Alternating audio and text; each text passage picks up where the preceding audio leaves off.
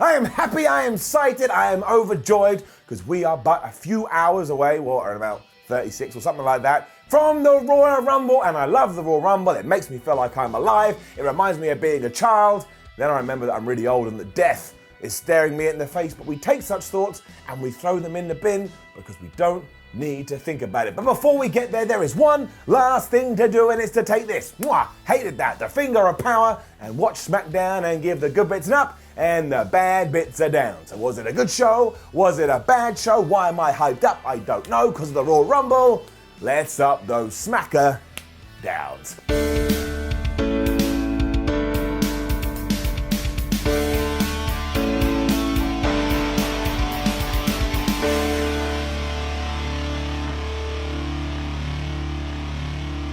What an entertaining start to the show. There was no opening promo, there was no elaborate angle, it was just Roman Reigns teaming with the Usos to take on Baron Corbin, Dolph Ziggler, and Bobby Roode. Give it an up. Really fun. We even built some drama into the mix when Jimmy had to be taken to the back after Mr. Dolphy Boy had slammed his head into the steel post. And yeah, if you were going to do that, in reality, you probably would have to go and get medical attention because your brain is probably seeping out the back of your head. Now, the most entertaining bit about all of this is that when medical professionals were attending to him, Jay kept shouting, "Check his head! Check his head!"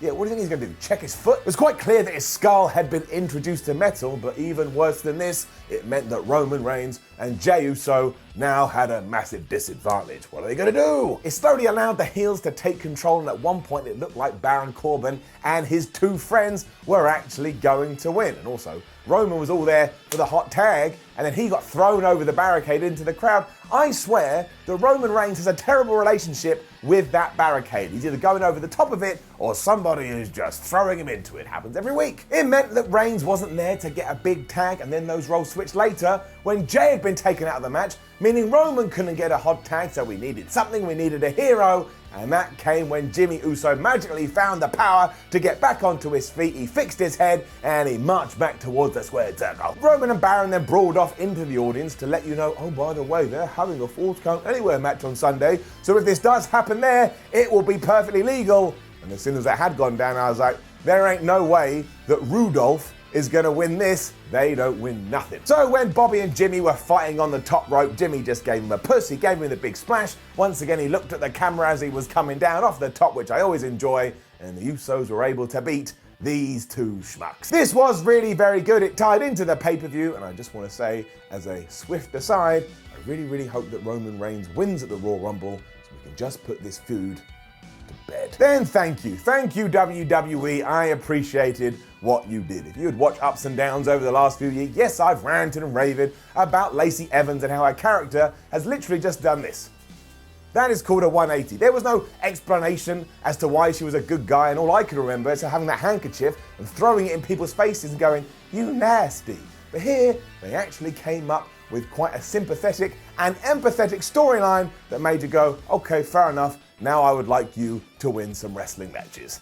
Give it up. I'm pretty sure it was all true too, because Lacey was telling us she had a very hard upbringing because her own father battled with a bunch of struggles and addiction, and that he was never able to overcome all of those, so I presume that he passed away. And sure, you can say it's a little bit on the nose, and that WWE should have done this weeks ago, but better late than never, but better never late. Instantly, I felt for Lacey Evans, and I was rooting for her like a tootin' good man, whatever that means. We then saw some footage of Bayley insulting Lacey Evans' child, which she also brought up again, and she was like, I'm a mother and I love my child and she's a fighter. And look, yes, Lacey Evans' character is a bit like, Lacey, how are you? America! Lacey, how are you? I'm gonna win for everybody. Lacey, how are you? I love all of you. But with this actual emotion that she brought into it, finally, it is starting to work. And then just to cap it off, as she was giving this big rah-rah speech, out came Bayley and started to whip her ass. And now Lacey Evans is a better good guy and Bayley is a better bad guy.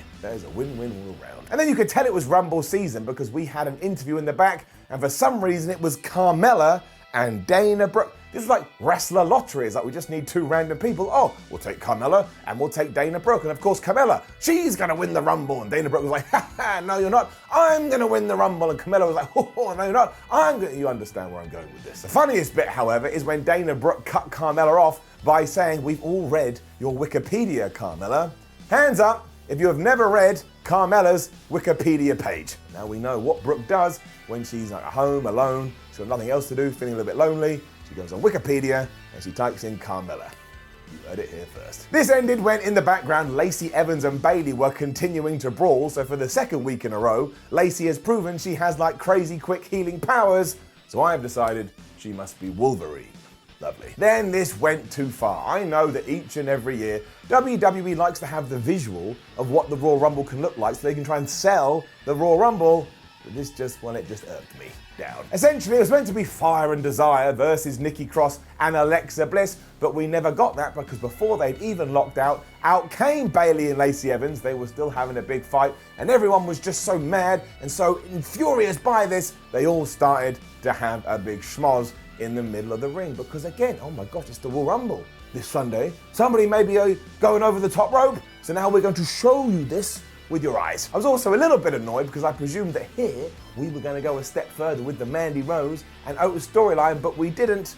But I have saved a little rant about that for the end of this week's show. Also, unless I missed it, when Fire and Desire did come out, somebody in that damn production truck has pushed Mandy Rose's and Sonya Deville's themes together, and I have said this before and I will say it again. Don't do this ever. It gives me the fear. It just sounds so weird and it never works. Maybe I've just blocked it out before this because I can't handle it. Just to top all of that off, before we did start, we had a bit of a backstage skit between Mandy Rose and Sonya Deville, and Michael Cole said, well, earlier, our cameras snuck into the backstage area and we were able to catch this, and the camera couldn't have been closer to these two ladies' faces. Like, if I do this, you know I'm looking into a camera, it's pretty damn obvious. And Elias was up next and he was singing his song, so you know what that means. I know some of you really hate when I do this, but some of you like it. I enjoy it, maybe I'll stop doing it soon, let's go. Elias and Braun Strowman teaming in the ring, an unlikely pairing.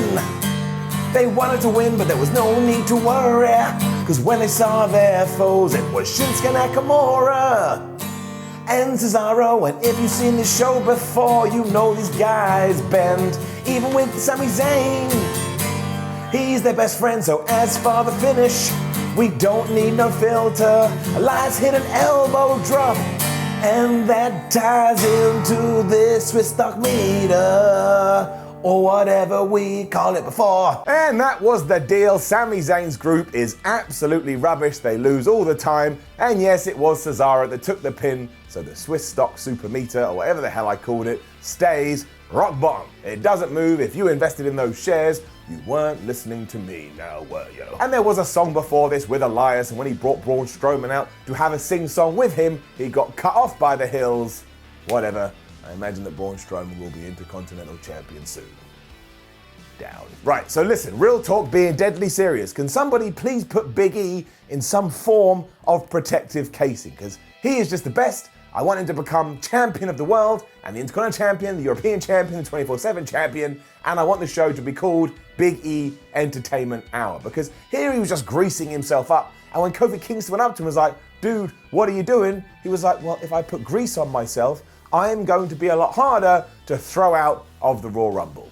Big E, ladies and gentlemen, a national treasure, an international treasure. Up. Kofi was a bit taken aback by this, but he doesn't care because he is focused on his match later on with John Morrison, and he's also focused on the Royal Rumble, where both he and Big E will enter the 30-man match, and when they win, they all dedicate it to Mr. Xavier Woods. And we had a couple of pushes for the pay-per-view afterwards. Baron Corbin was saying that he will indeed beat Roman Reigns, and we had Sheamus saying he will indeed beat Shorty G. Maybe that will happen, maybe that won't happen. The best way you can get ready for it is by watching my Royal Rumble predictions video here on WhatCulture Wrestling. One of my ideas, I think, is actually pretty damn good.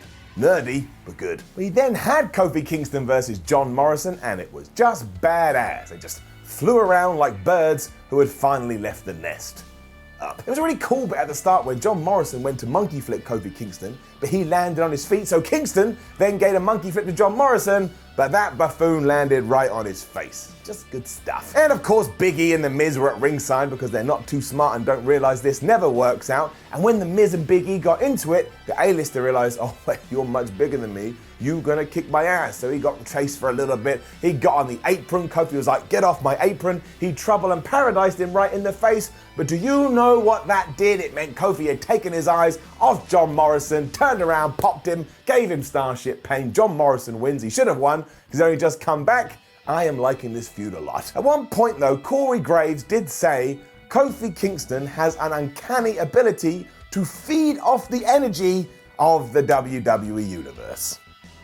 Fine. Hello, my name is Simon Miller and welcome to another episode of Nobody Talks Like That, featuring the debut of one Corey Graves. Corey, I'm not going to lie, I quite like you on commentary and I do enjoy that new podcast you've got, but you don't need to talk in sound bites when you can just say, ha ha, the WWE fan base, the WWE audience, they love Kofi Kingston, and when they start cheering, it makes him feel really, really good, and he wrestles even harder. You're talking about universes and uncanny and energy, and that whole sentence just sounded like it fell out of a marketeer's mouth. And do you want to know why? Because nobody talks like that, even though everybody in WWE does actually talk like that. And you can't fault the angle for our Universal Championship challenge, given who is involved. Let's get it up. It was a contract signing, which was a little strange given that one person in this match is like a psychotic serial killer, but I guess, if the deal's gotta be signed, the deal's gotta be signed. And while Daniel Bryan was in the ring, ready to do the jotting on the line, there was no sign of Bray Wyatt until the Firefly Funhouse started. I got a kick out of it straight away because Wyatt was trying to fax the contract to WWE, and because I am an old man, I get a kick out of fax jokes. That kind of sums up my brain. But he was not going to come to the ring because his lawyer, Mercy the Buzzard, had advised him it was a bad idea. And just take a step back from this for 1 second. A grown man is saying that his lawyer, his attorney, is a hand puppet and that he's actually going to listen to his advice. That is screwed up. Bryan then lost it because he was sick of all this time wasting and said that Bray was just running away from his past mistakes. And he shouldn't have said that because, as it turned out, mistakes was the word of the day. This kind of, sparked Bray into life. He was like, I don't even know why I'm worrying about this.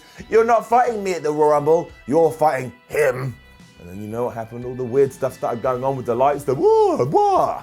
And the Fiend was here. He then appeared next to Daniel Bryan, and my word did he kick his behind. He got Sister Abigail, he got Mandible Clawed, and then he took the strap, which Daniel Bryan had, because of course it is going to be a strap match, and he started to whip him. And the good thing when you do stuff like this is, when you hear strap match, you think, well, that sounds really dull. When you actually hear the noise of a strap hitting someone's back, you're like, oh, it's actually really aggressive. It was then time for the Fiend to sign the contract, and again, because he has massive problems, he took the pin, he stabbed it into his hand, and I presume it was the hurt hand, and then he used his blood to ink the deal. And quite rightly, the crowd were chanting, you've got issues, and he massively does. And all the applause for Daniel Bryan, because while Bray Wyatt still does get cheered a little bit, because Daniel Bryan is such a good babyface, you have clear and defined roles. Also, the lights came back on after this once the Fiend had disappeared, and you could see the welts on Daniel Bryan's back. That strap is nothing to mess with. And it did get me excited for this match. I don't think that Daniel Bryan's going to win the championship because I think it's too soon, but I do think this stipulation is actually going to benefit the story. And that closed the show, but I am going to be a dick and just throw in one last down because, again, I mentioned Otis earlier, and when I saw the end credits, I was genuinely disappointed that we hadn't carried on that angle. I understand that it's Royal Rumble and some things are going to have to be moved out of the way, but I really wanted to see what was going to happen. I've fallen in love with Otis, I've fallen in love with Mandy Rose, I want to see their relationship blossom, and I want to live vicariously through them, and I wasn't allowed to do it. Also, I will say, I don't think between Raw or SmackDown, we pushed the Royal Rumble that much, and I get it because it kind of sells itself. Everybody loves the Royal Rumble, but I didn't see one man or woman, maybe the woman in that brawl, but I didn't see many people go over the top rope. So how am I supposed to know what a Royal Rumble is? I'm obviously being facetious, but still down. But that is me being a negative Nancy, because really I'm going to turn into a positive Pete. And I actually thought SmackDown was the best it's been for a few weeks. I just massively enjoyed it. It was like when I'm watching any kind of 2-hour show, you get to the end and I was like, oh, that's the end of it. I can't believe it. I had a rollicking good time. Give me my spinning arrow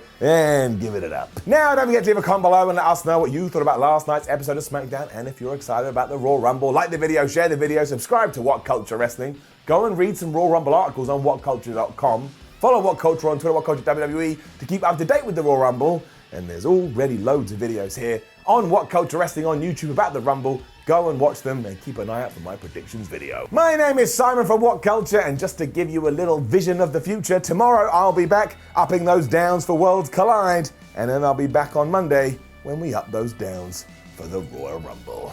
I am excited.